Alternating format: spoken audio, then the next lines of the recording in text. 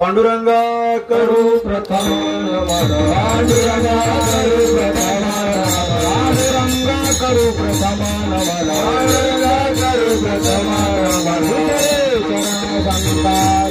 उदरे चरण संताजिया उदरे चरण संताजिया शांत कुमाराने कदेदारी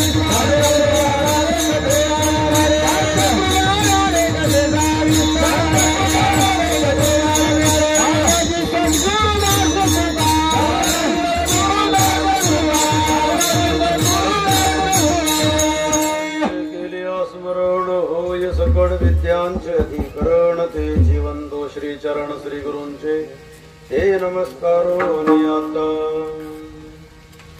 मनोजवं मारुत तुल्य वेगं जितेन्द्रियं बुद्धिमतां वरिष्ठं वातात्मजवानरयुत मुख्यं श्रीरामदूतं शरणं प्रपद्ये काम बांधवडी काळ घातला तोडरी पपी कुडे हनुमंत दया माझे दंडवत। या ठिकाणी आज जे कीर्तन आहे काटी वस्ती काही परिवाराने एकत्र येऊन सुंदर असं छोटस हनुमंतरायाचं मंदिर आपण बांधलेलं आहे। 10 वर्ष मंदिर बांधून पूर्ण झाली, हे 11वं वर्ष आहे आणि मंदिराच्या 11व्या वर्धापन दिवसानिमित्ताने ही आजची चिंतनाची सेवा आहे। मारुतीरायाची मूर्ती आपण मंदिरामध्ये बसवली। हनुमंतरायाच्या मंदिराचा संकल्प आपल्या मनात का आला हा पहिला प्रश्न। इतर देवी देवतांची मंदिर का नाहीत, हनुमंतरायाचंच मंदिर का?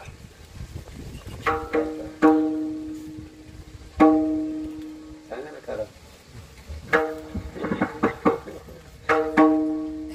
ठीक आहे, हनुमंतराय मारुतीराया बजरंगबली ही आपली देवता आहे, संकट मोचन देवता आहे, संकट निवारण करणारी देवता आहे। आपल्या वैदिक सनातन हिंदू धर्मामध्ये भारतवर्षात असं गाव नाही, असं खेड नसेल, अशी वस्ती नसेल की तिथे इतर मंदिर इतर देवतांची मंदिर नसतील, पण हनुमंतरायाचं मंदिर मात्र असतच। एक लक्षात,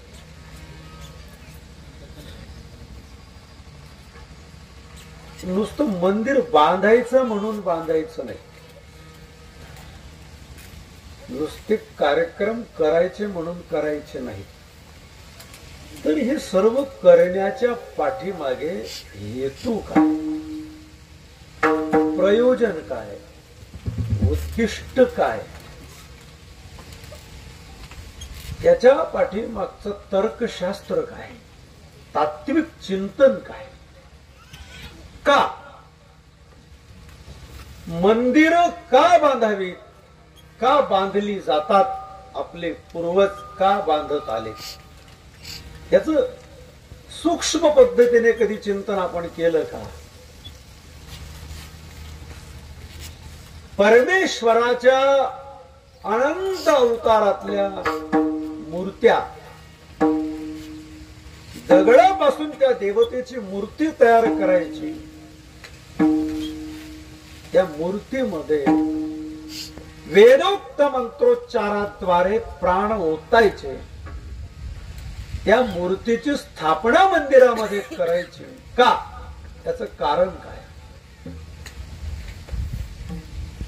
बरीच कारण आहेत,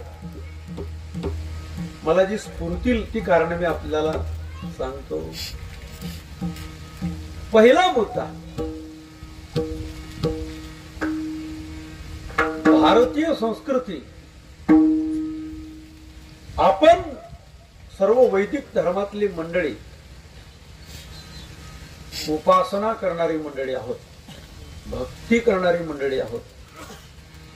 मानवी जीवनाचा अविभाज्य भाग जर काय असेल महाराज तर उपासना आहे. ज्या व्यक्तीच्या जीवनामध्ये उपासना नसेल, भक्ती नसेल, सेवा नसेल, त्याच्या जगण्याला काय म्हणावं. परमार्थ शून्य जगणाऱ्या माणसाला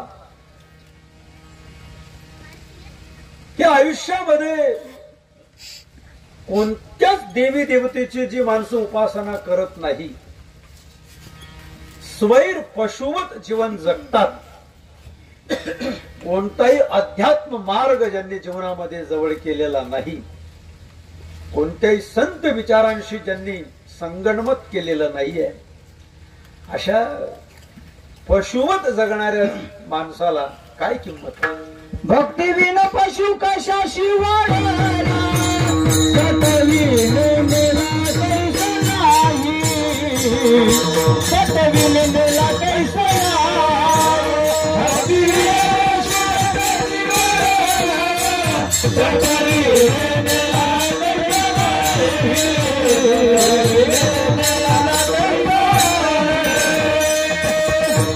मानवी जीवनामध्ये आपल्या जगण्याला अर्थ राहिला पाहिजे, किंमत आली पाहिजे, जीवन सार्थकी लागलं पाहिजे. भक्तीशिवाय, साधनेशिवाय, परमार्थाशिवाय जीवन सार्थकी लागत नाही. कोणत्या तरी एका देवाची उपासना निश्चित असली पाहिजे जीवनामध्ये. कोणत्या तरी म्हणजे ज्या देवाची उपासना आपल्याला करायची आहे त्याचं वास्तव स्वरूप यथार्थ माहित पाहिजे.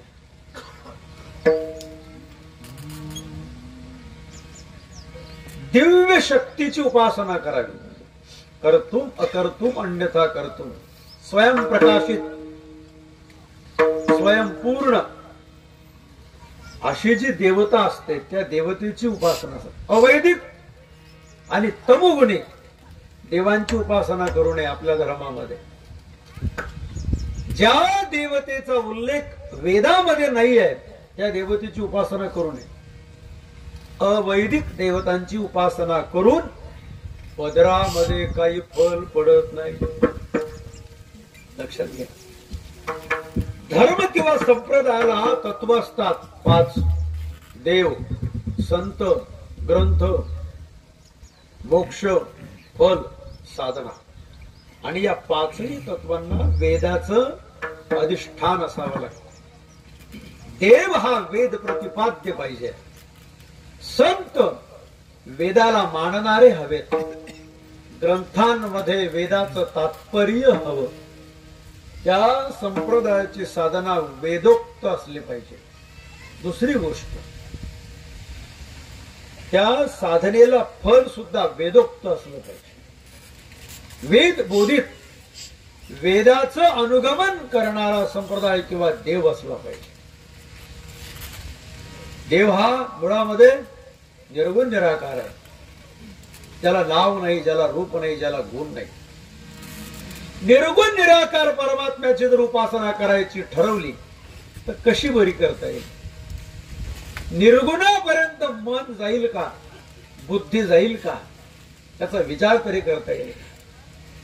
मनाची नखी न लगे, ज्ञानोबराय सांगतात,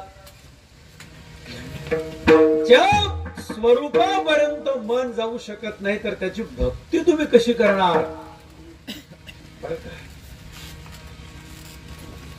तर्काचे दिठी न रिगे, ज्ञानोबराय म्हणतात, ज्याच्यापर्यंत तर्क जाऊ शकत नाही, मनाच्या, बुद्धीच्या, वाचेच्या पलीकडे ज्याचं स्वरूप आहे त्याची उपासना कशी करता येईल. चित्ताला आलंबनाची आवश्यकता असते. तुम्ही आपण सामान्य माणसं निर्गुणाची भक्ती करू शकत नाही. इस्लाम धर्मामध्ये निर्गुणाची उपासना करतात. इस्लामला जर तुम्ही विचारलं तुमचा देव कोणता आहे, ते असं म्हणतात हम सिवा अल्लाह के किसी को मानते ही नाही. अल्लाह म्हणजे काय? त्यांचा अल्लाह म्हणजे काय? काय येते ते? त्याला नाव नाही, त्याला रूप नाही, त्याला गुण नाही.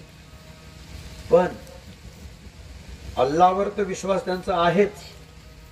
पण जे प्रेषित असतात धर्म मार्तंड मौलवी, हे जे सांगतील त्याच्यावर त्यांचा पूर्ण विश्वास असतो. लक्षात घ्या. निर्गुणापर्यंत चित्त जात नाही, मन बुद्धी जात नाही, मग उपासना कशी करायची? वास्तविक उपासना करणे योग्य सगुण परमात्मा नाही, निर्गुणच परमात्म्याची उपासना खरी आहे. 11व्या अध्यायामध्ये भगवान परमात्म्याने अर्जुनाला विश्वरूप दाखवलं.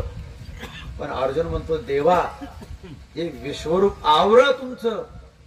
जापाणी जापाणी म्हणजे आवरा, तुमचं विश्वरूप आवरा, याची मला भीती वाटते रे बाबा.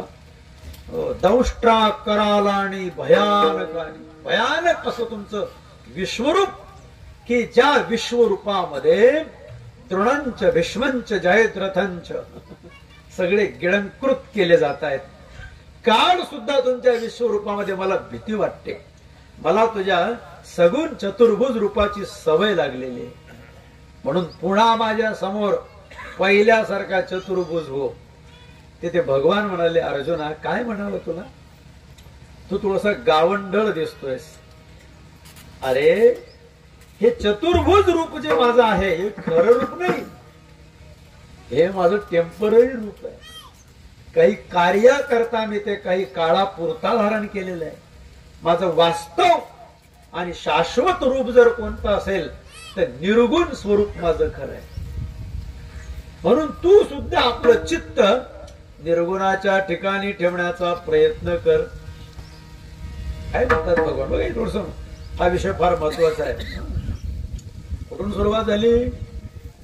मंदिरामध्ये देवतांची स्थापना का करायची, इथून मी माझ्या चिंतनाला स्पर्श केलेला आहे. लक्षात घ्या, इथे मला यायचं आहे. अर्जुन म्हणतो, देवा तुम्ही काही सांगा, पण मला तुमचं निर्गुण स्वरूप आवडत नाही. मला सगुण रूपाची आवड आहे. सगुणाची उपासना मला करायची आहे. त्यावेळेला भगवान म्हणतात, अर्जुना कोपो धनंजया, भगवान कोपले अर्जुनावर. गावंडिया म्हटले अर्जुनाला, अरे शरीराला सोडून सावलीला आलिंगन देण्याचा प्रकार आहे तुझा. काय म्हणतात? देह सोडून आलिंगिसी छाया, सावलीला आलिंगन देण्याचा प्रकार आहे. हे माझं चतुर्भुज रूप जे आहे, शंख चक्र गदा पद्म हातामध्ये घेतलेलं नाव रूपाने युक्त, हे माझं खरं रूप नाही. जसं ज्ञानोबाराय सांगतात, नाना गायच रे डोंगरी, चित्त बांधिले वत्से घरी, तैसे प्रेम यथीचे करी स्थानपते. काय ओवी बघा. नाना गाय म्हणजे अनेक प्रकारच्या दूर दूर रानामध्ये गाय दिवसभर चरत असते, पण चरताना तिचं लक्ष कुठे असतं? हा तसं ही सगुण रूप जे आहेत, अनेक रूप आहेत माझी, इथे लक्ष ठेवू नको. माझ्या निर्गुण रूपावर चित्त लाव. सगुणाची उपासना करून आपल्याला निर्गुणाचीच प्राप्ती करायची आहे. निर्गुणाची प्राप्ती डायरेक्ट संसारी लोक जर निर्गुणापर्यंत जायचा प्रयत्न केला तर तुम्हाला ते जाणं शक्य नाही. म्हणून सांगतो, सगुणाची उपासना करता करता निर्गुणाची प्राप्ती करावी लागते. निर्गुणी पावले सगुणी बजता, निर्गुणी पावले सगुणी बजता, निर्गुणी पावले सगुणी बजता, निर्गुणी पावले सगुणी बजता. विकल्प धरिता जुहा घड, विकल्प धरिता जुहा घड, विकल्प धरिता जुहा घड, हरिमुखी गाता बोले जीता, हरिमुखी गाता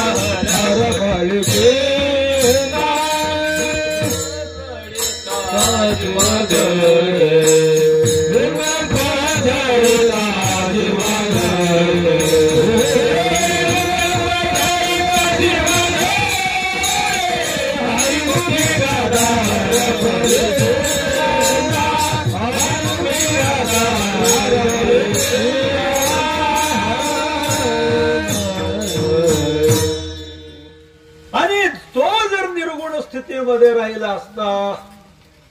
बरीच कारण आहेत शास्त्रांमध्ये. परमात्मा मूर्तीमध्ये का आला, साकार का झाला, त्याने स्वतःला नावरूप का ठेवून घेतली, अनेक अनेक कारण आहेत.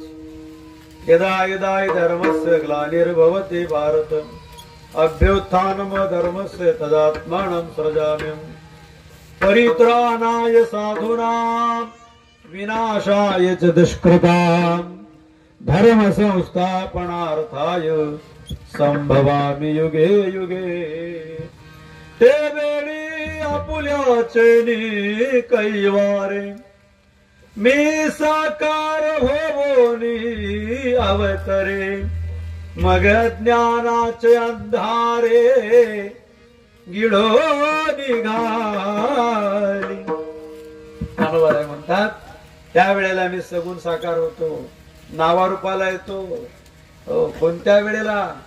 ज्या वेळेला जगामध्ये पापच नाही, जिकडे तिकडे हाहाकार होतो. धर्माची अवधी तोडी. काय गोड गोव्यात ना. धर्माला ग्लानी येते, धर्माचं आचरण करणाऱ्यांची संख्या कमी होते आणि अधर्माचरण करणाऱ्यांचं प्राबल्य जास्त वाढतंय. अशा वेळेला मुळामध्ये निर्गुण निराकार असणारा परमात्मा सगुण साकार होतो. आणि दुसरी गोष्ट, भक्त मंडळी सुद्धा त्याला निर्गुण स्थितीमध्ये राहू देत नाही. बळजबरीने प्रयत्न करतात ते आणि त्याला सांगतात, देवा तू जर त्या स्थितीमध्ये राहिला तर आम्ही भक्ती कशी करायची, म्हणून तू काय कर, नावारूपाला आणि येल नावारूप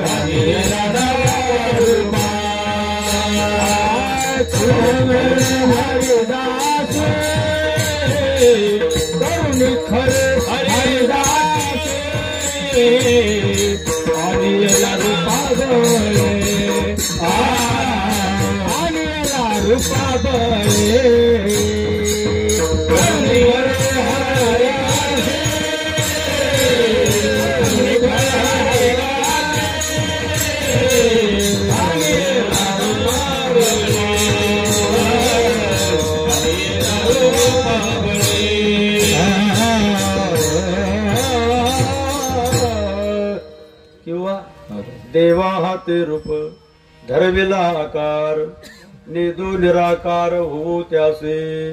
मुद्दा एकच आहे, परमेश्वर परमेश्वर हा एक आहे आणि तो मुळामध्ये निर्गुण निराकार आहे. मग एकच परमात्मा अनेक होतो, अनेक होतो. पहिल्यांदा त्याची दोन रूप होतात, पहिलं निर्गुण, दुसरं सगुण. द्वेवावरूपे मृतंच अमृतंच. उपनिषदामध्ये भगवंताचं एक मूर्त रूप आहे आणि एक अमूर्त रूप आहे.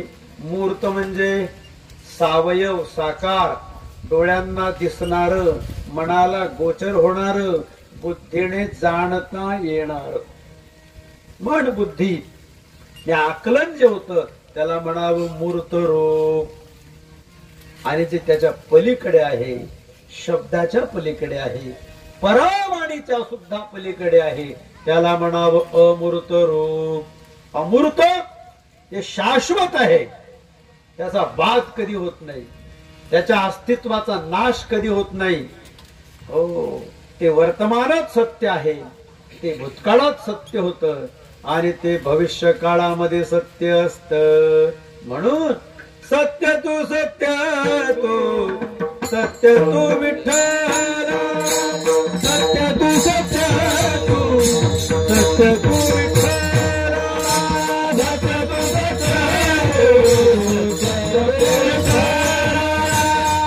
तू सत्य तू सत्य तू विठ्ठल.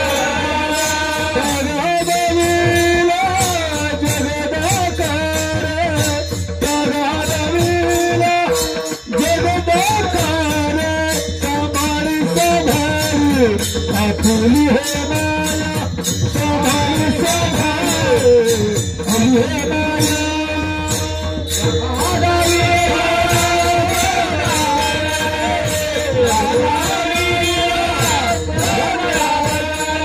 स्वभाव आली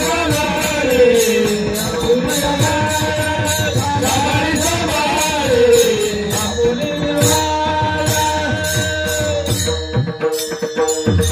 त्याच्या मूळ स्वरूपामध्ये कधी बिघाड होत नाही, तरतम भाव निर्माण होत नाही, अनुमात्र सुद्धा जो जागेवरून हलत नाही, त्याचं शाश्वत मूळ म्हणजे निर्गुण स्वरूप आहे महाराज. जगाच्या बुडाशी ती दिव्य अचिंत्य शक्ती कार्य करत असते. त्या शक्तीची एनर्जीच आपल्यामध्ये सर्वांमध्ये आहे. म्हणून आपण त्या शक्तीच्या जोरावरच आपल्या सुद्धा हालचाली होऊ शकतात. गतिर भरता प्रभू साक्षी निवास शरणम सुरहत प्रभव प्रलय स्थानम निधानम बीजमव्यम पितामहस्य जगतो माता धाता पितामह. गीतेमध्ये भगवान म्हणतात, हा जो वारा आला ना, आता वारा याला सुद्धा त्याची सत्ता आहे. तुमच्या डोळ्याची पापणी खालून वर होते ते सुद्धा त्याच्या सत्तेने होते. तुमचे श्वासोश्वास जे चालतात ते त्याच्या सत्तेने होते. सूर्यासी चालणे तुझ्या बळी वेदा वेदा तुझ्या सत्तेने वेदासी बोलणे सूर्यासी. दिव्य कर्तुम अकर्तुम अन्यथा कर्तुम दिव्य शक्ती जगाच्या बुडाशी आहे, पण ती वृक्ष शक्ती आहे. योग्यांच्या व्यतिरिक्त त्या शक्तीला कोणी जाणू शकत नाही, लक्षात घ्या. आणि ते सुद्धा कुंडलिनीचा टेंबा ज्ञानोबा म्हणतात. ते मूळ बंधन, ओढ्याना बंधन, जालिंदर बंधन, यम नियम आसन ध्यान धारणा प्रत्याहार, मग समाधी अवस्थेपर्यंत जाणं, मग निर्विकल्प समाधी, हे संसारी लोकांना शक्य नाही. म्हणून तो भगवान परमात्मा ती दिव्य शक्ती 3 रूप धारण करते. पहिल्यांदा ब्रह्मा, विष्णू आणि महेश.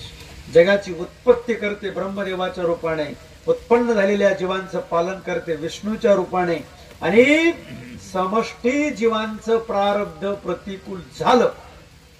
समष्टी म्हणजे सर्वांचं प्रारब्ध कर्म संपलं की संपूर्ण पृथ्वीचा प्रलय करण्याची ताकद ज्या तत्वामध्ये आहे त्याला म्हणावं सदाशिव. ब्रह्मदेव म्हणजे सकाळ, विष्णू म्हणजे दुपार आणि सदाशिव म्हणजे या योग एक आदिशक्ती दिव्य शक्तीच्या द्वारा हे 3 दैवत निर्माण होतात. सगुण निराकार म्हणतात त्यांना. एकच शक्ती, वेगवेगळे नाव रूप धारण करणारी शक्ती आहे महाराज. आणि एकच परमात्मा जगत कल्याणाकरता, भक्तांच्या रक्षणाकरता, दुर्जनांच्या पारिपत्याकरता हा नावारूपाला येऊन अनेक अनेक विध अवतार धारण करतो. याच्या अवताराची मीमांसा करताना गर्गाचार्यांनी गर्ग संहितेमध्ये 6 प्रकार सांगितले. अंश, अंशांश, आवेश, कला, पूर्ण, पूर्णता. 6 अवतार आहेत भगवान परमात्म्याचे. परमात्मा एकच आहे. कधी कधी तो देव होतो आणि कधी कधी तो भक्त होतो. देव आणि भक्त हे नावं वेगवेगळी आहेत, पण तत्व मात्र देवते संत, देवते संत, देवते संत, देवते संत, देवते संत, देवते संत,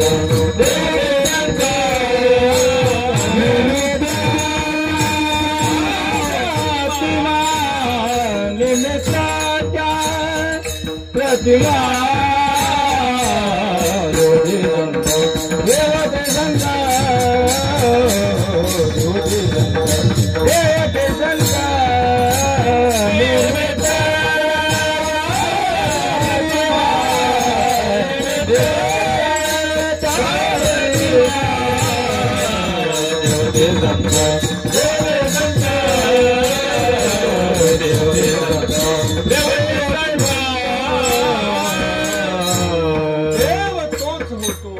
भक्त संतांच्या रूपाने सुद्धा तोच अवताराला येतो.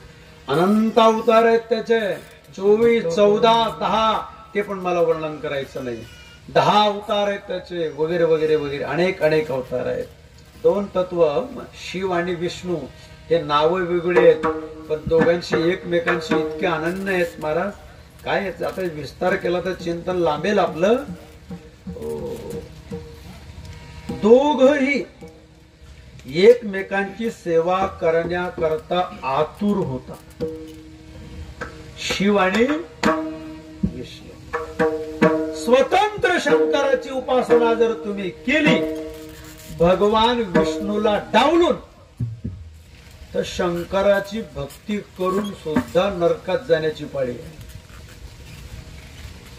भेद मुलक जर उपासना असेल तर, भेद मुलक व्यभिचारी भावाने जर भक्ती असेल,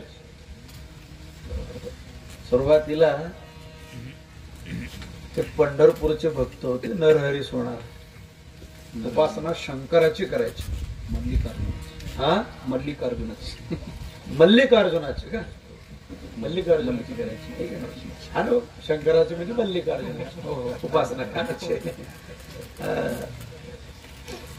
मल्लिकार्जुन खरगे तर नाही ना? नाही. पंढरपुरातलं पुढारीत वाटतं कुठल्या तरी पक्षाचे. मल्लिकार्जुन एक ज्योतिर्लिंग आहे, शिवाची शिव उपासक होते ते. आणि एक सांगू का तुम्हाला, शिव उपासना ही विष्णू उपासनेच्या अगोदरची आहे बरं का. हे वाक्य लक्षात ठेवा. मुद्दाम थांबतो.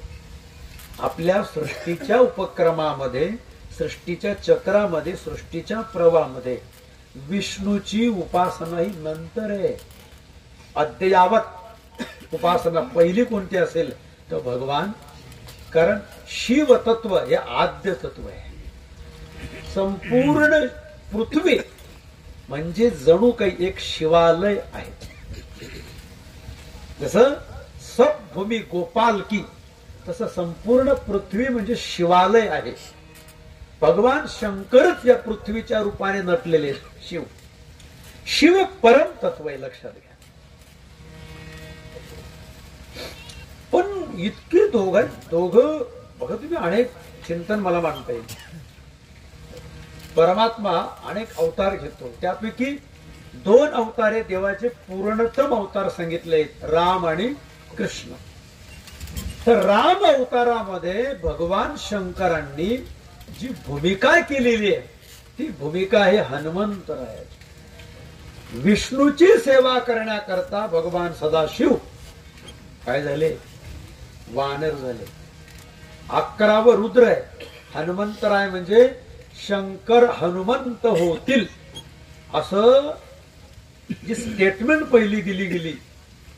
रावणासारख्या, कुंभकर्णासारख्या दैत्यांना मारण्याकरता सर्व देव जेव्हा क्षीरसागराच्या जवळ भगवान विष्णूची प्रार्थना करायला गेले, तेव्हा आकाशवाणीच्या द्वारा भगवंताने सांगितलं, देव हो भिवू नका, मी आता भगवान महाविष्णू 7वा अवतार घेणार आहे आणि त्या राम असं माझं नाव असणार आहे.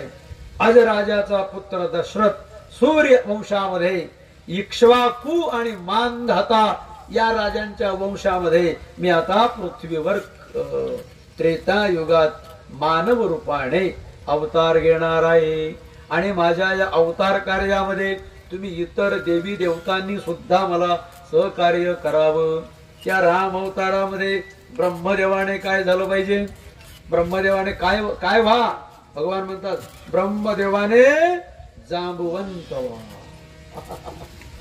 ब्रह्मदेव जांबुवंत झाले. सूर्याने सुग्रीव व्हा, इंद्राने वाली व्हा. कारण वाली हा इंद्राचा पुत्र आहे आणि सुग्रीव हा सूर्याचा पुत्र आहे बर का. शंकराने हनुमंत व्हावं. भगवान शंकर रामाची, विष्णूची सेवा करण्याकरता हात जोडून या कर उभा समोर. प्रत्यक्ष भगवान शंकर त्रेता युगामध्ये अंजनी मातेच्या पोटी केसरी नामक वायू देवता होते. ते वायू वायुपुत्र म्हटलंय, वायुनंदन म्हटलंय, केसरी नंदन म्हटलेले हनुमंतरायाला. अंजनी नावाची वानरी होती. 1000 वर्ष तिने भगवान शंकर माझ्या पोटी पुत्र रूपाने अवताराला यावेत याच्याकरता तप केलं होतं. अंजनीच्या तपासाठी, अंजनीच्या तपासाठी, अंजनीच्या तपासाठी, अंजनीच्या तपासाठी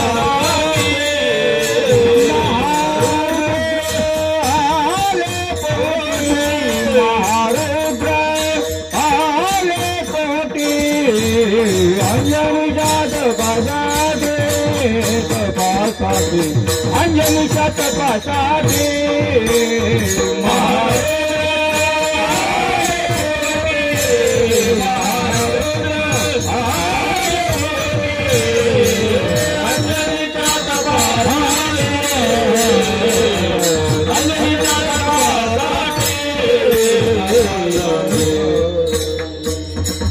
प्रत्यक्ष भगवान आपल्या पोटी पुत्र रूपाने अवताराला यावेत याच्याकरता सामान्य माता लागत नाही, विशेष माता लागते. तप केलं अंजनी मातेने ऋष्यमुख पर्वतावर. केसरी नामक वानराची पत्नी अंजनी माता आणि पुत्र प्राप्ती करता. आणि भगवान म्हणाले, माते ओंजळ पसरून ध्यान मग्न अवस्थेमध्ये राहा, तुझ्या हातामध्ये प्रसाद पडेल. सगळं कथाभाग तुम्हाला माहिती आहे. प्रत्यक्ष भगवान शंकर हनुमंतराय झालेले आहेत. आणि सांगू, जगदंबा पार्वती माता म्हटल्या, प्रभू तुम्ही रामाची सेवा करतात, मला सुद्धा वाटतं प्रभूंची सेवा माझ्याकडून पण घडावी. पण भगवान शंकर म्हटले, देवी या अवतारामध्ये मला ब्रह्मचर्य व्रताचं पालन करायचंय.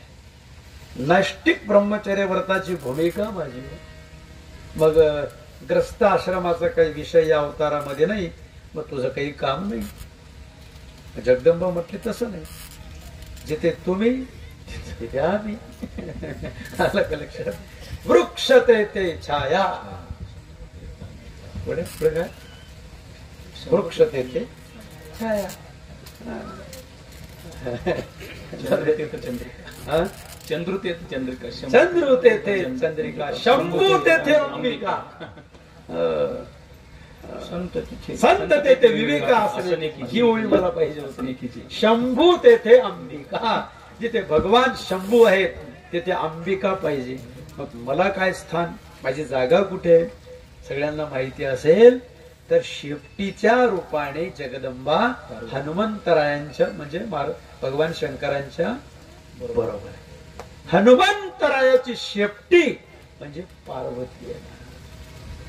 इतर वानरांची शेपटी वेगळी आणि हनुमंतरायाची शेपटी वेगळी. म्हणून प्रसंगानुसार हनुमंतरायाला आपली शेपटी कितीही योजनांतरापर्यंत लांबवता येत होती आणि प्रसंगानुसार किती तिला आखूड सुद्धा करता येत होती. त्या शेपटीचा फटका जरी बसला तरी राक्षस उडून समुद्रात पडायचे. शेपटी असं चिंतन आहे. म्हणून ती जगदंबा शेपटीच्या रूपाने आहे. आणि प्रभू भगवान शिव राम अवतारामध्ये भगवंताच्या अगोदर आले, नंतर आलेले. चैत्र शुद्ध नवमीला आणि चैत्र शुद्ध पौर्णिमेला भानोदयाच्या समयासी. आणि आता मी बाकीचं तात्विक चिंतन नाही सांगत तुम्हाला, थोडस कथाभाग सांगतो म्हणजे बरं वाटतं सामान्य लोकांना. कथाभाग थोडस पचायला थोडा हलका जातो, तात्विक चिंतन पचायला थोडस जड जात. ते सैद्धांतिक बुद्धीला आकलन होत नाही सामान्य लोकांच्या.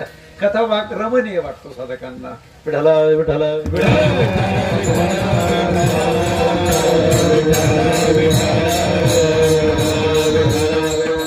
राम अवतारामध्ये रामायणामध्ये हनुमंतरायाची एंट्री कुठे झाली? अर्ध्या टप्प्यापर्यंत रामकथा येऊन पोहोचलेली. सुंदर कांडापासून किष्किंधा कांडापासून, सुंदरकांड किष्किंधा कांड, किष्किंधा कांडापासून हनुमंतरायांची राम अवतारामध्ये एंट्री. बरोबर आहे. रावणाने सीतेचं काय केलं? हरण नाही, अपहरण. हरणामुळेच अपहरण झालं होतं. हरणामुळेच अपहरण झालं होतं. आणि उद्विग्न स्थितीमध्ये एका वृक्षाच्या बुंथ्याजवळ प्रभू रामचंद्र लक्ष्मणजींच्या मांडीवर पहुडले. आणि इकडे वाली सुग्रीवाचं भांडण. रामायण गोड आहे महाराज. प्रत्येक प्रसंग रामायणातला हा चिंतनीय. प्रत्येक पॉइंट, प्रत्येक घटना, त्याच्या अवतीभोवती जर फिरलो आपण तर अनेक पैलू आपल्याला सापडतात. वालीने बळजबरीने, बलात्काराने सुग्रीवाची पत्नी, काय तिचं नाव?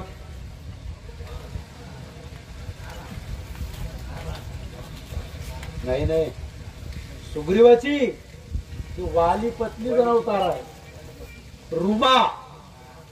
सुग्रीवाच्या श्रावण महिन्यात पोथ्या वाचत जा. महिनाभर रामायण, हरिविजय, पांडव प्रताप, भक्ती विजय. मारुतीच्या देवळात एक ग्रंथ गावोगाव राहायचे. एक मनुष्य काय करतो? एक वाचतो आणि दुसरा अर्थ सांगतो. दुसरा अर्थ सांगण्याकरता असतो आणि एक वाचण्याकरता असतो. किंवा काही तेच वाचतात आणि तेच अर्थ सांगतात. असं आपण प्रकार. त्या पौराणिक कथा बघ आपल्याला माहिती पाहिजे. आणि जाऊ द्या तिकडे.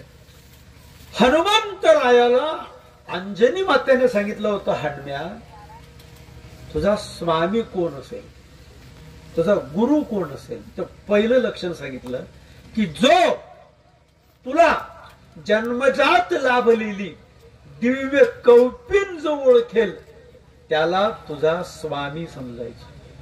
लक्षात आलं? हनुमंतरायाला जी लंगोटी लावलेली होती ना, ही लंगोटी बाहेरच्या कपड्याची नव्हती. अवताराला आल्याबरोबर ती स्वाभाविक लंगोटी कौपिन होती. ती कौपिन म्हणजे लंगोटी होती.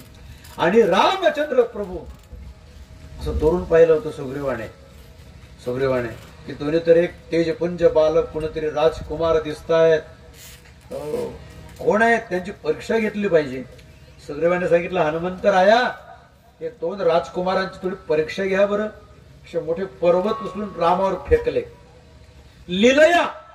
लीलेनेच प्रभू रामाने वरच्यावर धनुष्याच्या बाणाच्या टोकानेच त्या पर्वताचं चूर्ण केलं, पीठ केलं. हनुमंतराय पर्वत टाकताय तसं वाल्मिकी रामायणामध्ये लिहिलेलं आहे बरं का. लक्षात घ्या. हनुमंतरायांची कौपिन ओळखली रामचंद्र प्रभूने. लक्ष्मणा बघ, अरे हा वानर बघ किती बुद्धिमान आहे, किती चतुर आहे. याने दिव्य कौपिन धारण केलेली, दिव्य कौपिन धारण केलेली असं म्हटल्याबरोबर हनुमंतराय लक्षात आलं. आपल्या आईने आपल्याला सांगितलं लक्षात आलं. लगेच लोटांगण घातलं, हात जोडले आणि प्रभू रामचंद्रांनी हनुमंतरायाला पहिलाच आशीर्वाद दिला. कोणता? चिरंजीवी भव. याव चंद्र दिवा करऊ, जोपर्यंत सूर्य चंद्र आहे तोपर्यंत तुम्ही चिरंजीव राहा. इथे हनुमंतरायाची एंट्री रामायणामध्ये. आणि मग संगती जुळली. हनुमंतरायाने सांगितलं, वानरांचा राजा सुग्रीव किष्किंधा पर्वतावर वाली आणि त्याचं ते भांडण आहे बायकांवरून. बळजबरीने वालीने सुग्रीवाची पत्नी पळवली वगैरे कथाभाग सांगितला आणि तिथून मैत्री जमली. हनुमंतराय बुद्धिमतां वरिष्ठं जितेंद्रियं वातात्मज. वात म्हणजे वारा, आत्मज म्हणजे मुलगा, मनाला जिंकणारे हनुमंत. रामायणामधून हनुमंतराय जर बाजूला केले तर रामायणामध्ये रस राहत नाही. सुंदरकांड हनुमंतरायाच्या पराक्रमाने बहरलेलं आहे. अलग लक्षामध्ये सुंदरकांडा पूर्ण जेवढ्या अध्यायामध्ये तेवढं हनुमंतराय. हो, लंकेमध्ये प्रवेश, लंकेची नासाडी, लंकेला आग, सीतामाईचा शोध, ब्रह्मदेवाकडून पत्र, लक्ष्मणाने ते पत्र वाचणं. आणि बघा काय पराक्रम आहे हनुमंतराय. ते हनुमंतराय चिरंजीव आहेत. भगवान सदाशिवाचा अवतार आहेत. 11वे रुद्र आहेत. आणि तेजपुंज आहेत. पौलादी पुरुष आहेत. त्यांचं नुसतं नावाचं स्मरण जरी केलं तर शास्त्रकार म्हणतात यशोधैर्यं बुद्धिर्बलम.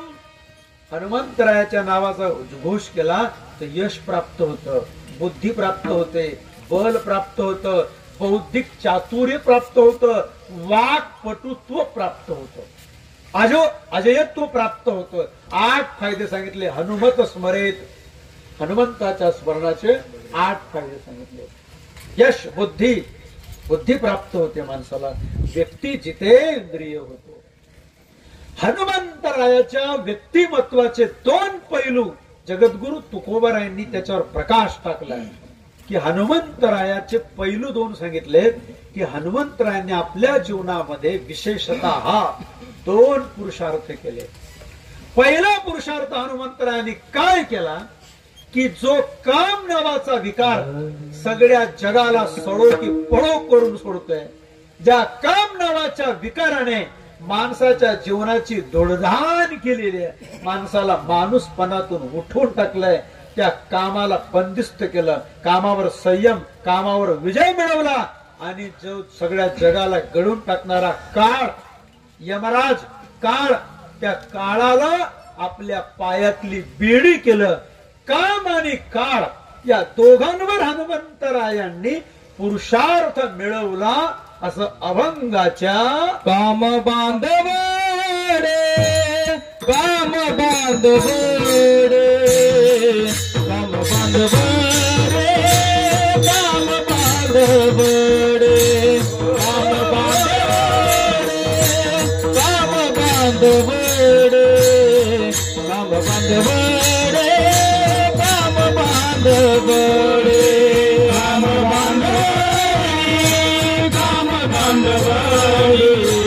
काम बांधव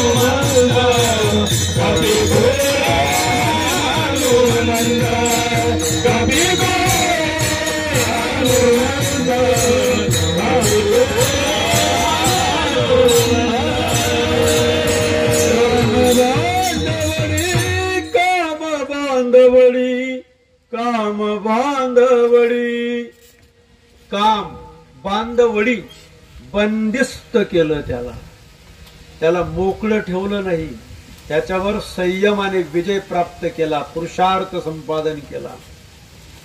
आणि हा एक गुण हनुमंतरायाचं मंदिर का बांधायचं, दररोज स्नान केल्यावर त्याच्या अंगावर तेल का टाकायचं, त्याच्या अंगावर पाणी का टाकायचं.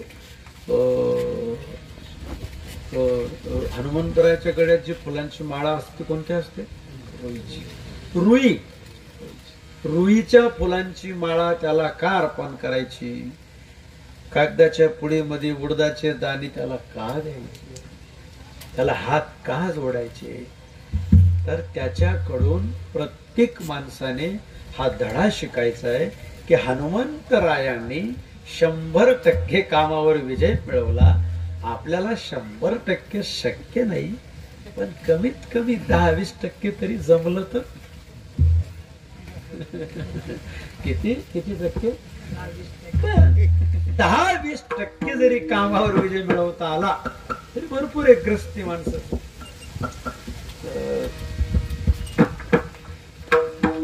सर्व जग, सगळे प्राणी मात्र त्यांना हैराण जर कोणी केलं असेल, बेचैन जर कोणी केलं असेल, अस्वस्थ जर कोणी केलं असेल, किंवा जीवनामध्ये दुःख जर कोणामुळे असेल तर या एकमेव विकारामुळे. कोणता? तुम्ही आणि आपण किस झाड की पत्ती. येऊ मिनिटात आपल्याला उलट करतो तो, येऊ मिनिटात. त्याने चांगल्यात चांगल्यानं उलट केलंय. हो येडका मध्ये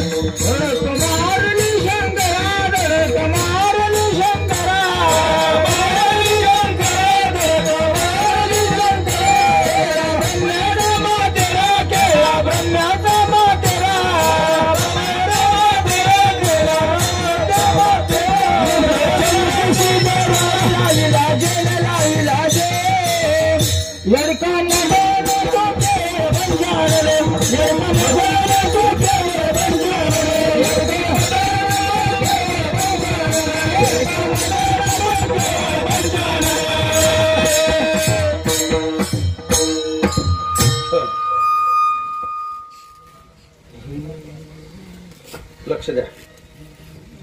काम हा विकार आहे. याचे दोन प्रकार आहेत प्रमुख. पहिला धर्म अनुकूल आणि दुसरा धर्माला प्रतिकूल. आवाज काय केलं तुम्ही? अडवला पण विको. फक्त रिप्लाय पाहिजे, पण गोंगाट नको. मानवी जीवनामध्ये कामाची आवश्यकता निश्चित आहे, पण कोणत्या कामाची आवश्यकता आहे? प्रतिकूल काम हा हानिकारक आहे, विघातक आहे. अनुकूल कामाची आवश्यकता आहे. सृष्टीचा संभार, सृष्टीची रचना, सृष्टीचा विस्तार कामाशिवाय होत नाही. लक्षात घ्या.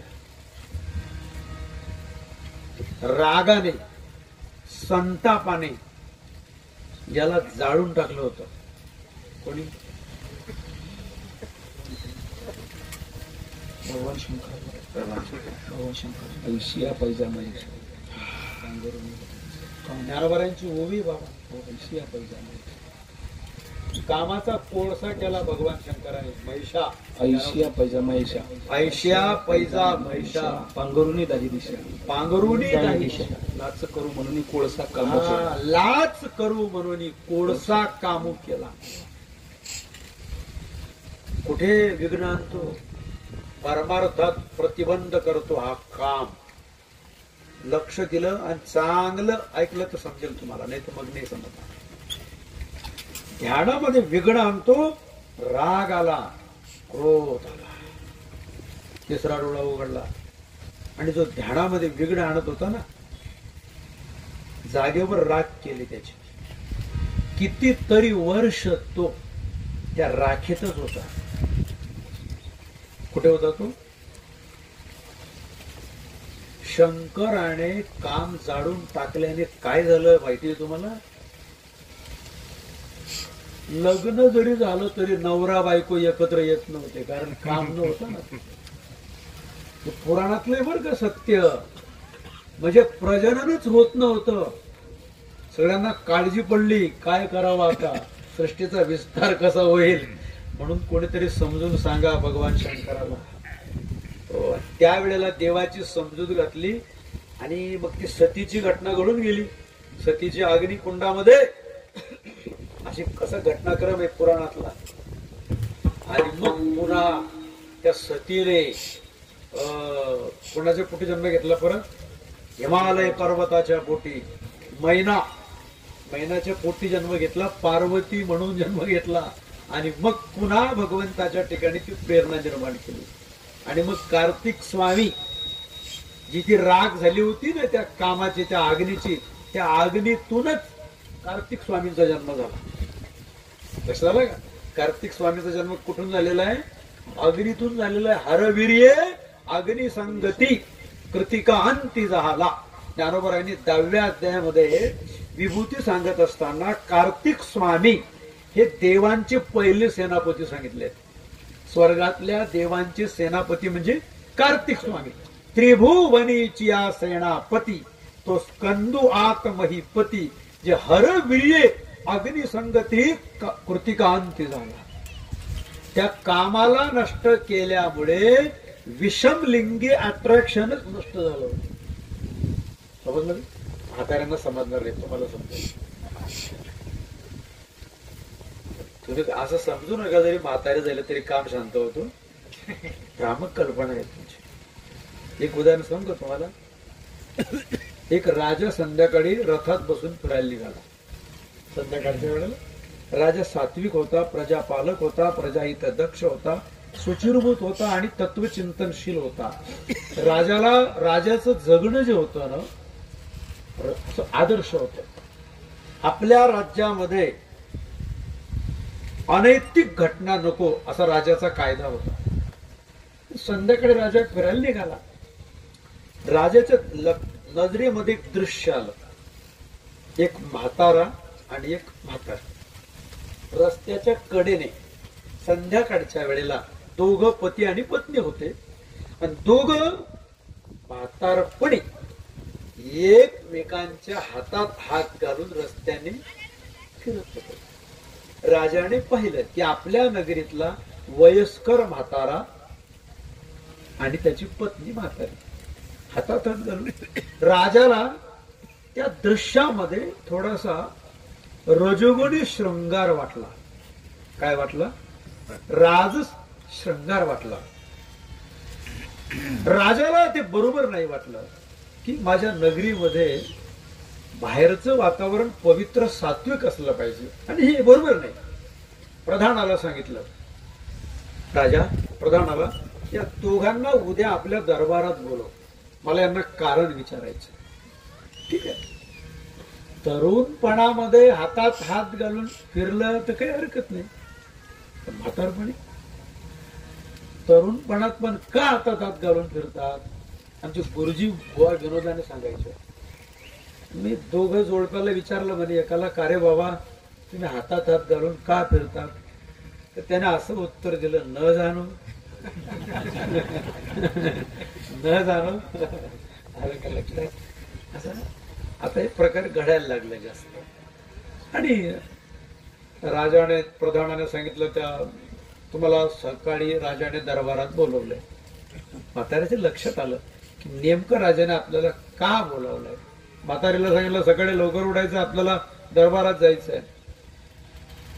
2 कागदाच्या पुड्या तयार केल्या त्यांनी. एका कागदाच्या पुडीमध्ये थोडीशी राख घेतली, रक्षा राख समजते ना. आणि एका कागदाच्या पुडीमध्ये थोडेसे तांदूळ घेतले. खरं का? 2 कागदाच्या पुड्या तयार केल्या. राजाच्या पुढे उभे राहिले. राजा म्हणाला, काय हो बाबा, या वयात सुद्धा तुम्ही म्हातारी रस्त्याच्या कडेने काल तुम्हाला मी हातात हात घालून फिरताना पाहिलं. हे दृश्य शृंगारिक वाटलं, राजस वाटलं. याचं कारण काय? म्हाताऱ्यानं दोन्ही कागदाच्या पुढे राजापुढे ठेवल्या. राजा म्हणाला, काय याच्यामध्ये? उघडून पाहिलं तर एका पुडीमध्ये होते थोडेसे तांदूळ आणि एका पुडीमध्ये होते थोडीशी राख. राजा म्हणाला, याचा अर्थ काय? म्हातारा म्हणाला, जोपर्यंत म्हातारीची राख होत नाही. आलं का लक्षात?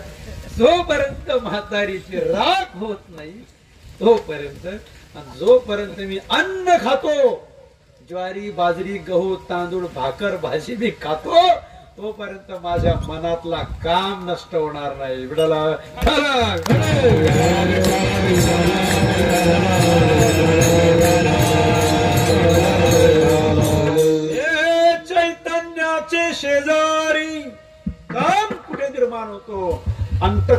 अंतःकरणामध्ये हृदयामध्ये का कप्पा आहे महाराज त्याचा, तो चैतन्याच्या शेजारी म्हटलंय ज्ञानोबरांनी. ज्ञानेश्वरीचा गीतेचा 3रा अध्याय उघडा आणि अर्जुनाचा प्रश्न आहे देवाला, हे मधुसूदन, चांगली चांगली शहाणी शहाणी मोठी मोठी म्हणवणारी माणसं सुद्धा रस्ता चुकताना दिसतात, भ्रष्ट होताना दिसतात, पाप करताना दिसतात. त्यांची इच्छा नसते पाप करण्याची. समाजामध्ये निंदा नालस्ती व्हावी, लोकांनी आपल्याला नालायक व्हावं, आपलं कॅरेक्टर डाऊन व्हावं, आपलं चारित्र्य खराब व्हावं, असं कोणाला वाटतं सांगा ना. सगळेजण प्रयत्न करतात ते फोकस मध्ये येण्याकरता, प्रतिष्ठा मिळवण्याकरता करतात ना. भ्रष्ट का होतात माणसं, चारित्र्य हनन का होतं माणसाचं, हा प्रश्न 5000 वर्षापूर्वी अर्जुनाने गीतेमध्ये देवाला विचारला. इच्छा नसताना बलात्काराने माणसाकडून पाप कोण करून घेतं, तेव्हा भगवंताने उत्तर दिलं, अर्जुना, माणसाकडून पाप करून घेणारे 2 विकार आहेत आणि ते जास्त खादाड सांगितलंय. खादाड, कामयेश क्रोधयेश रजोगुण समुद्भव, यांची निर्मिती कुठून झाली आहे, कामाच्या आणि क्रोधाची, रजगुणापासून. रज रज म्हणजे काय, रज म्हणजे चांचल्य, रज म्हणजे अस्थिरता, कधी स्थिर न राहणं, याला म्हणतात रजोगुणीपणा. आणि रजापासून काम आणि क्रोधाची निर्मिती झालेली. उत्पत्तीपासून अंतःकरणामध्ये बरोबर असतात. भगवान तर म्हणतात, ज्ञानोबा तर म्हणतात, हे काम क्रोध राहतात कुठे, हे चैतन्याचे शेजारी राहतात, आत्म्याच्या बाजूलाच राहतात, हृदयामध्ये. आणि यांचं आवरण आहे महाराज, यांनी विवेकाला झाकून टाकलेलं आहे. यांची प्रतिष्ठा कुठे, यमाच्या नगरीमध्ये यांची खूप प्रतिष्ठा आहे. 3ऱ्या अध्यायातल्या सगळ्या ओव्या वाचा आणि पहा. जय शत्रू महाबाहो, भगवान म्हणतात, हे काम आणि क्रोध, लोभ हे नरकाचे द्वार आहेत. यांची संगती जो करेल त्याला नरकाशिवाय दुसरी कुठलीच प्राप्ती नाही. काम हा भयानक भयानक विकार आहे. तुम्हाला असं वाटतं का, माणसं वरून जितकी चांगली दिसतात, पुढचं अर्ध वाक्य तुम्ही पूर्ण करा ना आता. हा लपलेला आहे हृदयामध्ये आणि याला एक मुख नसतं, याला 10 मुख. तुका म्हणे कामा नाही एक मुख. काम माणसाला दीन करतो, काम माणसाला भिकारी करतो. लग्न झाल्यानंतर मुलं आई वडिलांकडे थोडं दुर्लक्ष करतात. मग त्याची आई म्हणते, काय लग्नापूर्वी बरा होता.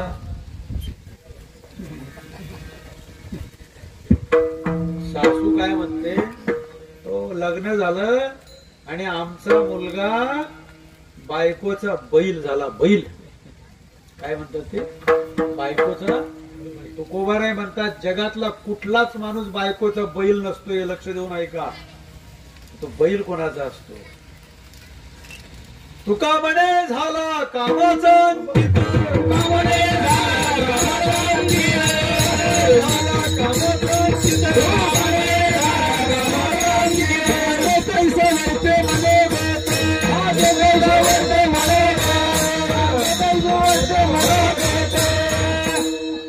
माणसाचा नाविलास कुठे, हीन आणि दिनत्व दशा माणसाला का प्राप्त होते. रावणाला भिकारी कोणी केलं,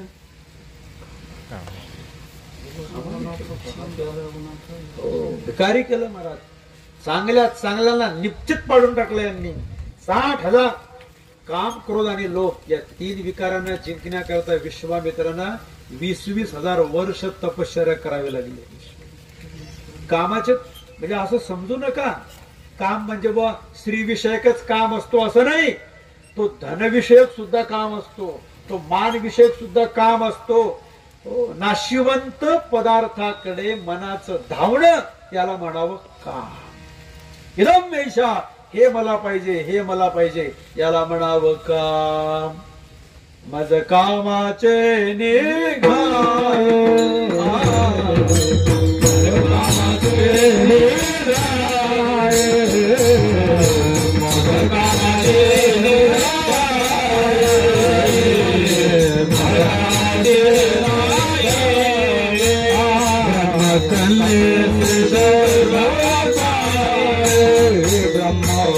कन्येशी धरू पाये कन्येशी धरू पाये परशरे केले काय हो गेले मत्स्यगंधा पराशरे केले काय हो गेले मत्स्यगंधा मज कामाचे मज कामाचे एकनाथी भागवतामध्ये काम स्वतःचा पराक्रम सांगतोय की माझा पुरुषार्थ काय.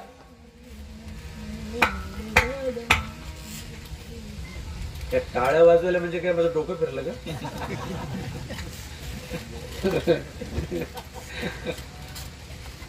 कितीही ज्ञानेश्वरी पाठ करणारा असू द्या, कितीही ग्रंथ पाठ करणारा असू द्या, कितीही चांगलं कीर्तन करणारा असू द्या, पण हे कुठेतरी हृदयामध्ये असतातच. Only speaking is very easy, practical is not easy. बोलणं सोपं आहे महाराज, त्याच्यावर नाक्य नऊ येतो याला आवरता साधन. हा आतमध्ये असतो आणि डोळ्यांच्या द्वारे बाहेर पडतो. सगळ्यात जास्त पाप करणारा इंद्रिय जर कोणता असेल तुमच्या बॉडीमध्ये, तर थोडा खराबा तुमच्या जीवनाचा कोणी केला असेल तर तुमच्या डोळ्यांनी केलेला आहे. लक्षात घ्या. अवघड आहे, फार अवघड आहे. हे परमार्थात प्रगती होऊच देत नाही माणसाची. हनुमंतरायाकडून तेच शिकायचं आहे. कामाला जो स्वैर आणि मोकाट सुटलेला काम आहे त्याला जागेवर आणि त्याला नियंत्रित करायचं आणि परवानगी दिली. तुम्ही कधी विचार केला का याचा? लग्न मंडपामध्ये नवरदेव आणि नवरी त्या स्टेजवर, त्याला मराठीतला शब्द वेगळा आहे, काय म्हणतात त्याला? बोहल्यावर. प्राकृतिक जुना शब्द येतो. नवरदेव नवरी बोहल्यावर चढण्यापूर्वी प्रत्येक नवरदेवाला हनुमंताच्या दर्शनाला का नेतात? तुमच्या चांदवडला एक लॉन्स आहे, त्या शब्दाचा मी कधी कधी विचार करतो. रस्त्यावर आहे, मनमाड रस्त्याला लॉन्स, संयम लॉन्स. संयम कसं काय शब्द स्फुरला असेल त्यांना?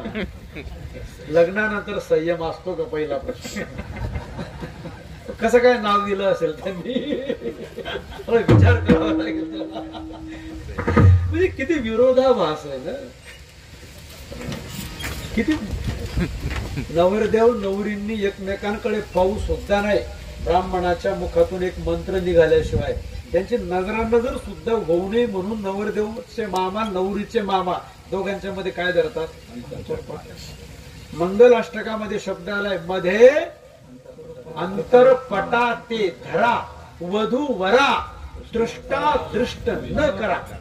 याचा कधी विचार केला का तुम्ही? लग्न झालेलं दोष लागतो. ब्राह्मणाच्या मुखातून एक मंत्र आहे, तो मंत्र निघाल्यानंतर मग नजर व्हायला पाहिजे. आता ह्या नजरा तर फार पहिल्यापासून चालू होऊन जातो. नुसती नजरच नाही होत. काय सांगा, मी काल परवा कुठेतरी पाहिलं हो, ते स्टेजवर ते रथात बसलेला नवरदेव नवरी मस्त मनसोक्त गप्पा मारताना पाहिजे. म्हणजे कसे काय जुने फ्रेंड आहेत त्यांचे, एकमेकांचे जुने फ्रेंड आहे. काय चिंतन, काय संस्कृती आपली. हे जेव्हा टाळ्या वाजतो मला महत्वाचं काहीतरी सांगायचं असतं, लक्षात घ्या. हनुमंतरायाचा आदर्श येत घ्यायचा नाही. ते जसे ब्रह्मचारी राहिले तसे आपण ब्रह्मचारी राहण्याची हौस करायची नाही. तुमची कॅपॅसिटी काय, ताकद काय, अंतःकरण दुर्बलता काय, मन तुमच्या ताब्यात आहे का? त्याला संयमी वेदेन करिता प्रेरणा, सहज विषयावरी वासना. काय कशा करता नवरदेवाने हनुमंतराच्या दर्शनाला जायचं काय कारण आहे? वास्तविक तो बाबा ब्रह्मचारी. आता हा एका वेगळ्या भाषेत बोलू का? हा आता उद्यापासून घाणीत पडणार आहे. घाणीत पडणार आहे. विचार, भागवत वाचा तुम्ही. नाथ महाराज म्हणतात, ज्या ठाईची करू नये गोठी ज्या ठाईची करुणे गुठी, जे तावूनही तिठी, नित्य मला मूत्राची नाहणी, असे शब्द वापरलेले एकनाथ महाराजांनी. त्याला भागवत वाचा म्हणजे लक्षात येईल तुमच्या. मग किती विरोधाभास आहे, तर त्याचा अर्थ असा आहे, हनुमंतरायाचं दर्शन घेऊन हे शिकायचंय, असा आशीर्वाद घ्यायचा आहे. लग्न केलं काही हरकत नाही, प्रजोत्पादन कर, सृष्टीचा विस्तार कर, पण विधिवत पालन कर. स्वपत्नीच्या व्यतिरिक्त अन्य कामिनीशी संबंध येऊ देऊ नको, हे शिकायचं आहे. नैष्टिक पालन, विधी ते पालन, तुकोबारायांचं अर्थ प्रमाण आहे, विधी ते पालन, विषय त्यागा ते समान. 2 वेळेला हनुमंताच्या समोरून जावं लागतं माणसाला, एक लग्नात आणि एक जायच्या वेळेस. जायच्या वेळेला सुद्धा याचा अर्थ असा आहे, हनुमंतराला सांगतो तो जाणारा, मी तुझं दर्शन घेतलं होतं, जोड्या सकट घेतलं होतं, नवरती जोड्या सकट दर्शन घेतो महाराज, लक्षात घेतलं होतं, पण मी धडा शिकलो नाही आणि बायका पोरांमध्ये काम क्रोधाधिकांच्या विळख्यामध्ये अडकून गेलो आणि शेवटी माझं शरीर संपलं. हा पहिला जो नमस्कार असतो ना लग्नाच्या वेळेला, हा आदर्श घेण्यासारखा म्हणजे शिकण्याकरता असतो, आणि जाण्याकरता जो असतो ना तो पश्चातापाचा नमस्कार असतो. लक्षात घ्या, ऐकलं नाही तुमचं म्हणून या दशेला प्राप्त झालो, म्हणून शरीर संपलं माझं, शरीराची चरवणी झाली. या विषयरूपी मगरीने मला चोखून चोखून चोखून मला फेकून दिलंय, हे सांगण्याकरता शेवटच्या वेळेला मेलेल्या प्रेताला माणसाला हनुमंताकडून समोरून घेऊन जावं लागतं. स्त्रियांमध्ये राहून काम जिंकला हनुमंतरायांनी, भीष्माचार्याने, आणि स्त्रियांपासून वेगळं राहून काम जिंकला कार्तिक स्वामींनी, आणि अजून कोण शिकवतो, शुकाचार्याने. खेडिया माझी बस लक्षात नाही राहणार तुमच्या, पण शेवटचं वाक्य बोलतून पुढे सरकतो, हनुमंतरायाचं दर्शन कामावर विजय प्राप्त करण्याकरता. हाऊस करायची नाही प्रत्येकाने, पण लग्न केलंय. मी आमच्या गाडीमध्ये आता ते चिरंजीव पद लावतो महाराज, ऐकावून वैराग्याच्या छटा निर्माण होतात हृदयामध्ये. चिरंजीव पद पावावयासी, आण उपाय नाही साधकासी. काय म्हटलंय तिथे, ग्रस्ती माणसाने तुकोबारायांचा एक अभंग गुणगुणत राहावा परमार्थ करणाऱ्याने. साधकाची दशा उदास असावी, उपाधी नसावी अंतरबाह्य, लोलुपता काय निद्रेते जणावे, भोजन करावे परमे, एकांती लोकांती स्त्रियांशी भाषण, प्राण गेल्या जाण करू. तुम्ही सगळे म्हातारे तिथे, तुमच्या पुढे बोलून काहीच उपयोग नाही. ते रस्त्यावर जे उघडे नागडे पोस्टर लावलेले असतात ना, पोस्टर, या चित्राकडे पाहिल्यावर सुद्धा अंतःकरणाचा भडका उडतो. लक्षात, एकाने कुणीतरी म्हटलं होतं, चित्रपटामध्ये जर स्त्रीच राहिली नसती तर त्या चित्रपटाकडे कोणी होंगून सुद्धा पाहिलं नसतं. इतका प्रभाव आहे जगावर या काम विकाराचा, याने माथीत घातलेला आहे. पण नाथ महाराज सांगतात, स्वस्त्री वाचोनी नाताळावी अन्य कामिणी, संयमित करा त्याला, मर्यादित करा त्याला. एकच ओवी सांगतो बर का, ही ओवी जर समाजाला कळाली तर समाजातले पती पत्नी, स्त्री आणि पुरुष यांच्यामध्ये होणारे जे अनैतिक संबंध असतात ते संबंध समूळ नष्ट होतील, असे मी तुम्हाला चॅलेंज देतो. ही ज्ञानोबारायांची ओवी जर कळाली तर. हे असो वनिता आपुली भली, कुरूप जरी झाली, भोगिता तेची भली. स्त्रियांकरता सुद्धा काही ओव्या ज्ञानोबारायांनी खर्च केलेला आहे. संयमित जीवन जगण्याचा आदर्श आहे काम, आणि कामाबरोबर हनुमंतराने काळावर पुरुषार्थ मिळवला.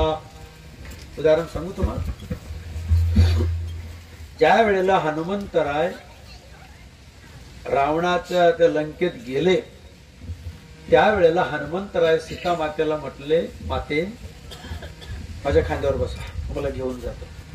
सीता मातेने सांगितलं, हनुम्या अरे तुझ्या खांद्यावर बसायला मला काही हरकत नाही, पण शेवटी तू पुरुष आहे आणि मी स्त्री आहे.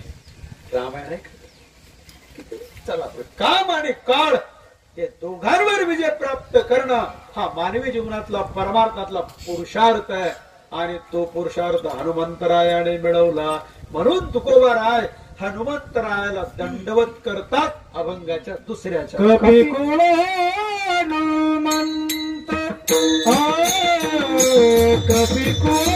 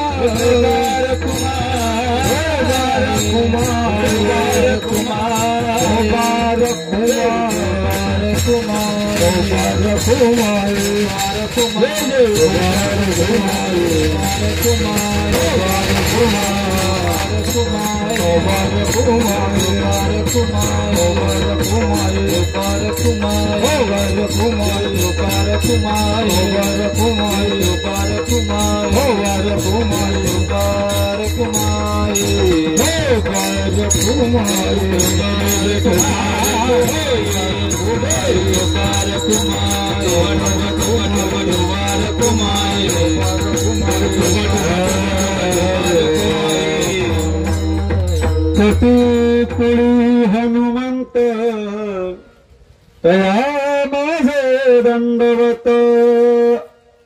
कपी म्हणजे वानर. कपी शब्दाचा अर्थ आहे वानर. वानराच्या कुळात अवतार घेतला भगवान शंकरांनी. वानर, नर आणि वानर दोन शब्द आहेत. उत्क्रांतीवादाच्या सिद्धांतामध्ये जो आइन्स्टाईनने मांडलेला सिद्धांत आहे उत्क्रांतीवादाचा, त्याच्यामध्ये वानर हा माणसाचा पूर्वज सांगितला आहे. हळूहळू मानवी जीवनाची डेव्हलपमेंट कसं झालं तेव्हा पहिल्यांदा माकडाचे फोटो आले वगैरे वगैरे. जाऊ दे. वास्तविक वानर हा जो प्राणी आहे,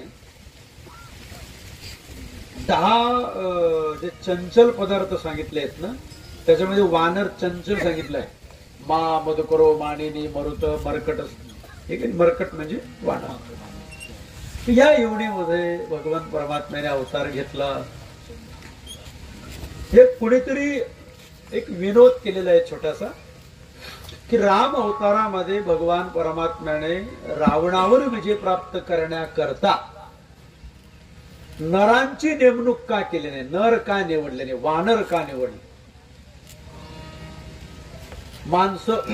माणसांचं सैन्य का घेतलं नाही?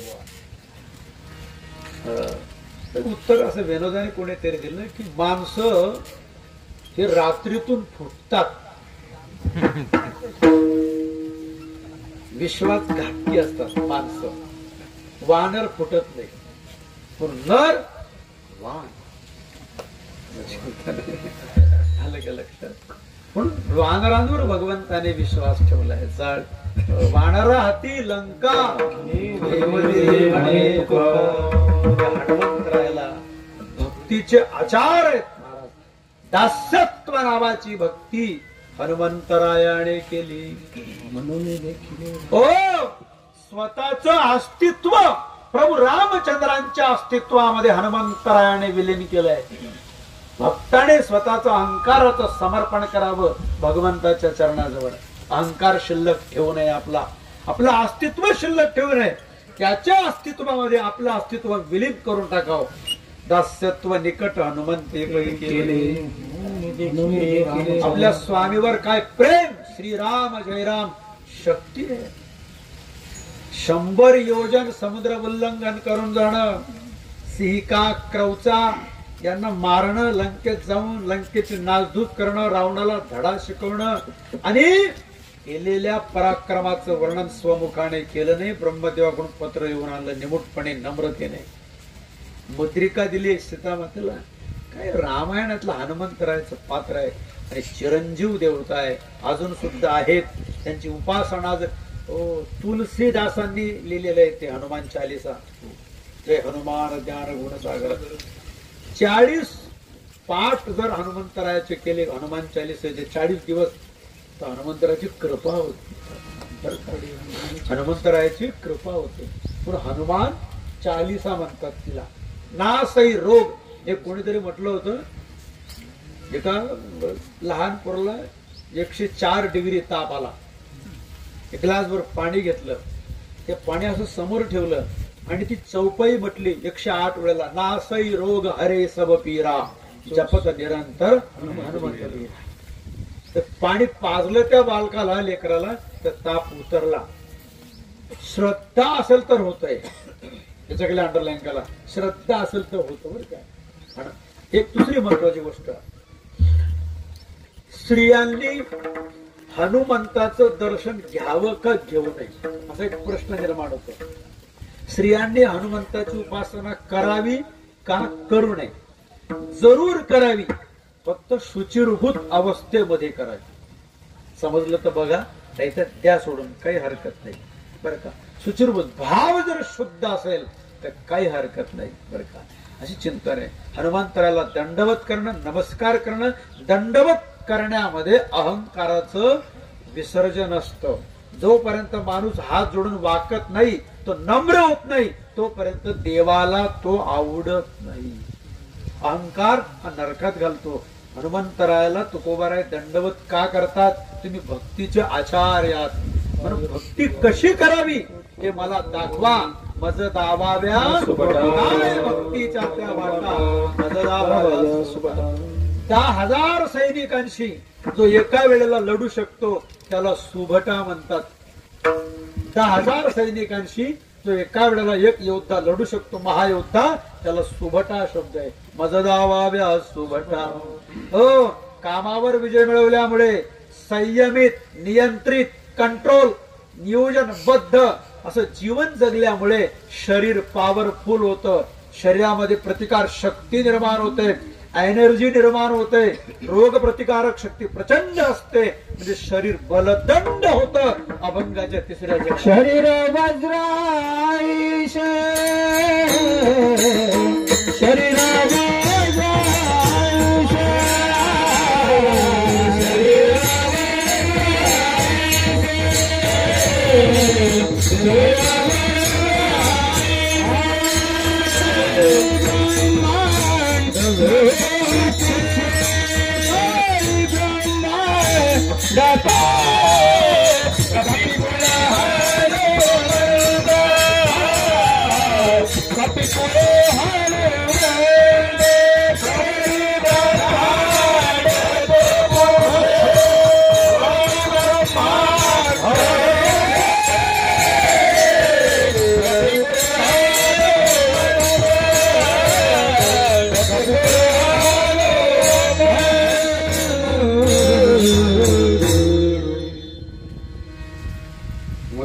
जीवनाचं अंतर्मनाचं नियोजन व्यवस्थित आहे का हे वेळोवेळी डोकावून पहा.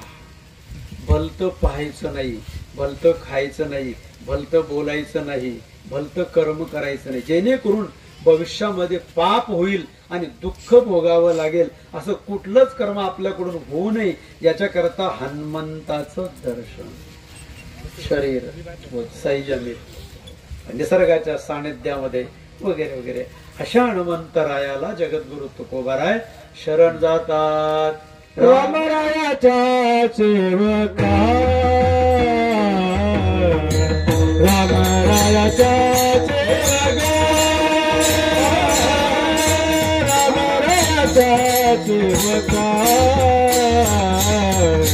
रामरायाच्या सेवका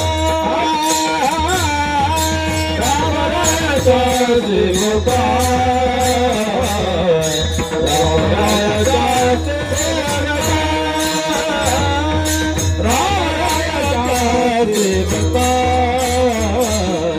रामरायाच्या सेवका रामरायाच्या सेवका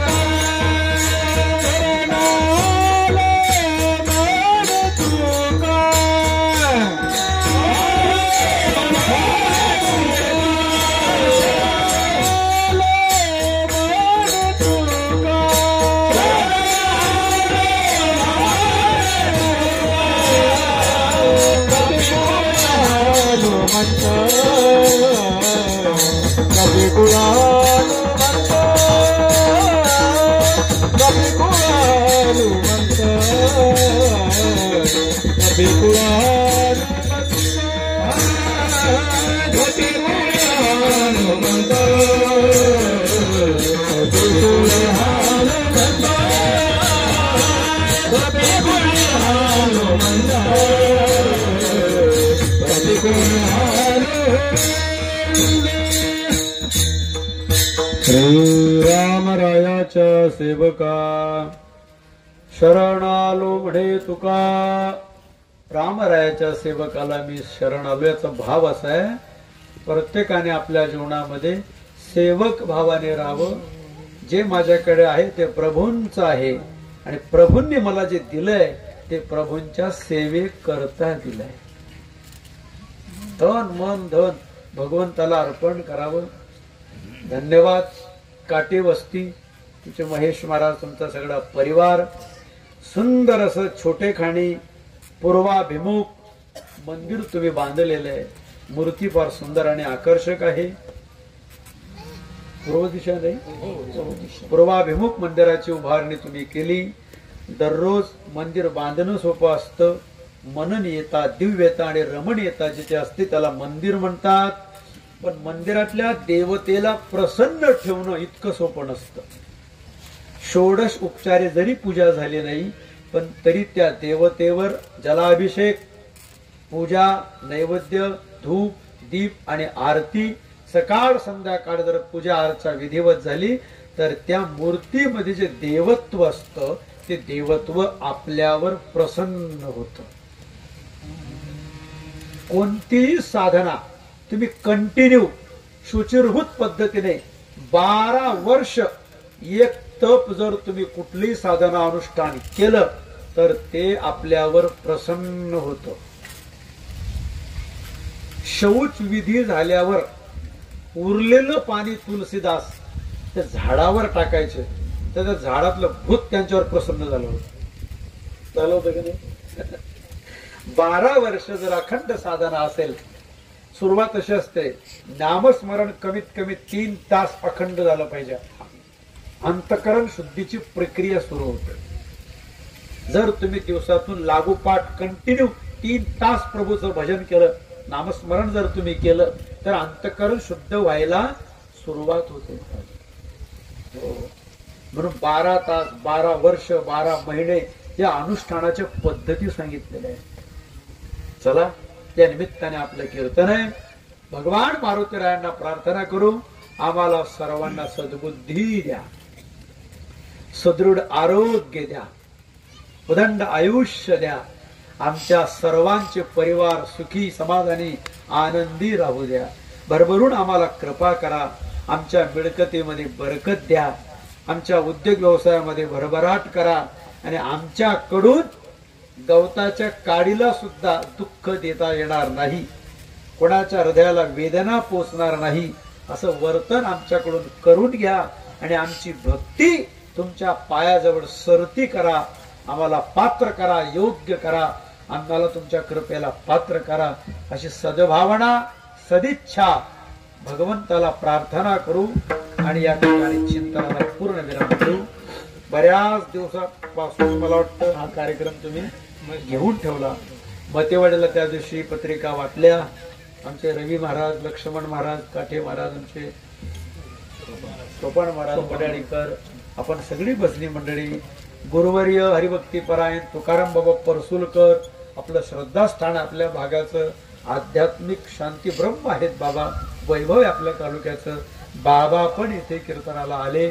बाबांच्या सुद्धा पवित्र चरण कमलांना नमस्कार करतो. आमचे लहानू शिंदे दादा हे पण कीर्तनाला आले. सर्वांना धन्यवाद देतो. अशीच मारुतीरायाची सेवा उत्तरोत्तर प्रत्येक कुटुंबातल्या प्रत्येकाने करावी आणि जीवन सुखी समाधानी करावं अशी भावना व्यक्त करतो आणि थांबतो. किंबवडा तुमचे केले धर्म कीर्तनाने सिद्धी नेले, येत माझे चुरले पायक म्हणा. एक सांगायचं राहिलं म्हणजे आता आठवलं म्हणून सांगतो. तळवाडेकर तुम्ही मंडळी त्या शिवण्याच्या सप्ताहामध्ये मांड्यांचं सहकार्य तुम्ही खूप केलं बरं का. हे बाबा झाले, तुम्ही झाले, अण्णा बरोबर पाठवलं. हा, तुम्ही भरपूर सहकार्य केलं. खूप भीती होती मला त्या दिवशी, मांडे पुरतात का नाही पुरतात, पुरतात का नाही पुरतात. पण 2 कॅरेट मांडे उरले पंगत होऊन. 7-8 हजार लोक जेवले त्याच्यामध्ये बरं का, लक्षात घ्या. म्हणून हिवरखेडाच्या लोकांनी खूप जास्त मांडे, हिवरखेडाचे मांडे जास्त होते त्या मांड्यांमध्ये बरं का बाबा. खूप 2-4 बॉक्स त्यांनी भरून पाठवले. मंगरूळ सगळ्या 10-5 गावांनी त्या दिवशी मला 7 बॉक्स होते का. हो, खूप खूप बाबा. तर तुम्ही आपण बऱ्याच वेळ तिथे गप्पा मारल्या, आलं का लक्षात. ते कोणते बाबा होते मला बोलणारे, एक आपल्याला मोठा कार्यक्रम करायचा, मला कोण बोलत होते, कोणतरी होते ना माझ्याजवळ बसलेले, बरवीरचे बाबा होते वाटतं. हा, तर आनंद आहे. म्हणून मी ती जबाबदारी माझ्यावर टाकलेली होती की बाबा, जबाबदारी म्हणजे अशी होती की बाबा चांदवड तालुक्यात तुमचे कीर्तन जास्त असतात, लोक तुम्हाला मानतात, म्हणून तुम्ही सांगा, असा विषय होता बाबा. आलं का लक्षामध्ये. शिवण्याचे पांडुरंग पटेल बाबा चांगले ओळखतात. विषय असा होता तो की तुम्हाला लोक मानतात, तुमच्या शब्दाला मान आहे, पण तुम्ही फक्त कीर्तनातून सांगा, असं त्यांनी जबाबदारी टाकलेली होती ते शिवण. म्हणून ते आपण केलं. भीती होती बरं का त्या दिवशी, भीती होती, पण झालं त्याचं कार्य, तो करतो बरोबर. चला, म्हणून ज्यांनी मला त्या दिवशी माझ्या शब्दाला मान देऊन, ज्या माता भगिनींनी, ज्या गावातल्या लोकांनी भरभरून सहकार्य केलं, आयुष्यभर मी त्यांच्या ऋणात राहील. त्यांचा कृतज्ञ भावनेने त्यांचं स्मरण करेल, त्यांना धन्यवाद देईल. असो, झालेली चिंतन सेवा भगवत चरणी समर्पित करू. ज्ञानेश्वर माऊली,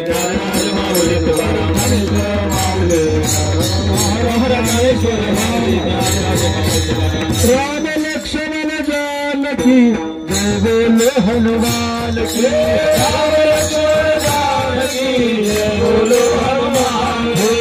राम लक्ष्मण जानकी जय बोलो हनुमान की. राम लक्ष्मण जानकी जय बोलो हनुमान की. राम लक्ष्मण जानकी जय बोलो हनुमान की. राम लक्ष्मण जानकी जय बोलो हनुमान की. जय बोलो हनुमान की, जय बोलो हनुमान की, जय बोलो हनुमान की, जय बोलो हनुमान की. लक्ष्मण जानकी जय बोलो हनुमान की. लक्ष्मण जानकी जय बोलो हनुमान की. लक्ष्मण जानकी जय बोलो हनुमान की. लक्ष्मण जानकी जय बोलो हनुमान की. उधार जय जय विधान, जय विधान जय विधान, बोले बोले मेरे बाबुरी उत्तम जमा पर महाराज चारिला अधिकार मेरा बोला जमा पर महाराज तुमने ज्ञानेश्वरा पैकी जमा पर महाराज